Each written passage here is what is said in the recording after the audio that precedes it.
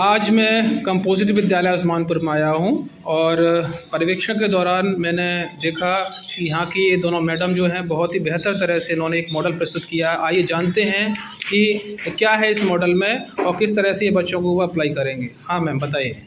जी sir, ये एक हमने पार्क बनाया है जिसका नाम रखा है हम लोगों ने मैथ्स पार्क, जिसमें हम कक्षा 2 में जितने भी गणितीय संख्याएं समझाते हैं वो सब हमने इसमें दर्शाई है। जैसे कि हमने जोड़ घटाव बच्चों को सिखाया है, तो वो हमने एक ट्रैक बनाया है यहाँ दीवार पर, जिसमें इस गाड़ी के थ्रू हम जोड़ और घटाव सिखा सकते हैं। जैसे कि अगर ये है 4 पर, हमने बोला बच्चे को 4 में आप 2 जोड़िए, तो वो 4 पर है ये गाड़ी, तो वो 1 और 2, 4 और 2 मिलकर के हो जाएंगे 6। इसी तरीके से अगर हम बच्चे को घटाव बताएंगे तो जैसे कि 6 में से उसको 1 घटाना है, तो ये गाड़ी है 6 से 1 कम किया तो ये हो जाएंगे 5, यानी 6 में से 1 गया तो 5 बचेगा।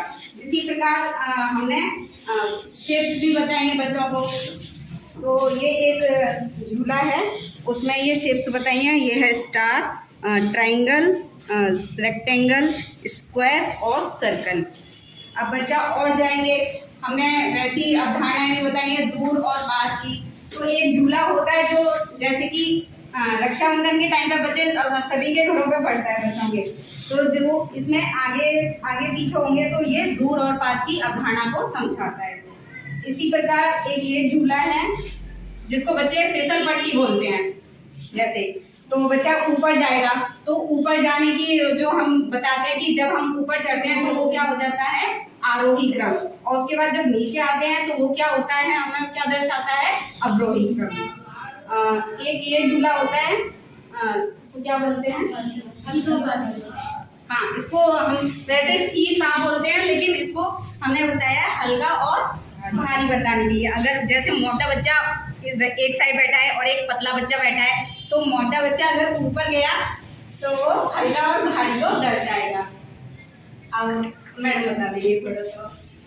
और सर ये कि हमने इसमें पेड़ बनाया है जिसमें हमने इसमें बिफोर और आफ्टर को दर्शाया है। जैसे कि इसमें हमने एक स्केल लगाया है संख्या वाला, जिसमें हम आगे इधर करेंगे तो 4 से पहले क्या आएगा और 4 के बाद क्या आएगा, तो ये बच्चा उसे देखकर बता सकेगा।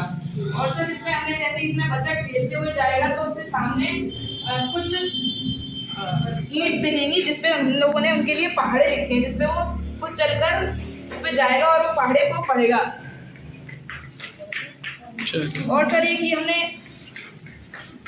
लेस देन और ग्रेटर देन को भी बनाया। जो संख्या बड़ी होगी उस तरफ उसका मुंह खुलेगा और जिस तरफ नहीं होगा उस तरफ इसका मुंह जॉइंट में होगा सर। और इधर हमने इसमें सम और विषम संख्याएं बताई हैं और स्थानीय मान भी दिखाया गया है।